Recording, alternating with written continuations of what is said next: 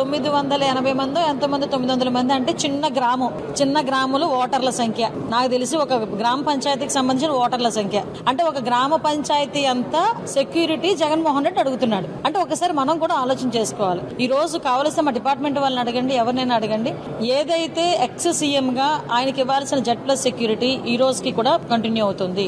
CM గా ఆయనకున్న CM ఇంతకు ముందు ఆయన సీఎం గా ఎంజాయ్ చేసిన భద్రతను కల్పించమని ఇప్పుడు అడుగుతున్నాడు. ఒక ఎక్స్ సీఎం గా ఇవ్వాల్సిన భద్రత అంతా కూడా ఎక్కడా కూడా డ్రాప్ చేయకుండా యాజ్ టీజ్ గా మేము ఇస్తున్నాం. అటువంటి ఇప్పుడు సీఎం గా ఉన్న భద్రత ఈయన అడిగితే ఎలా ఇస్తారండి ఎవరైనా? ఎక్కడ కూడా ఏమి వైలేట్ చేయట్లేదు.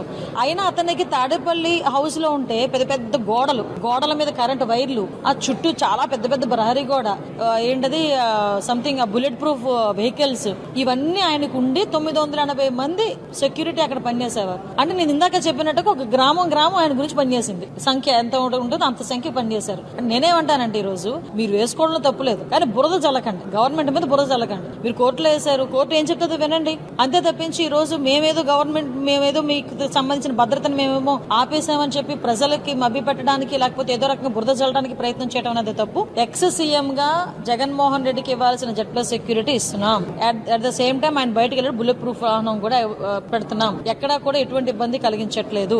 ఆయన కావాలని బురద జల్లుకుంటున్నారు, ఆయన కావాలని కోర్టుకు వెళ్ళారు తప్పించి అంతకుమించి ఇందులో ఏమీ లేదు. ఇంతకు ముందుగా సీఎం లాగా మాకు ఇలా చేయమంటే ఎక్కడ అవ్వదు.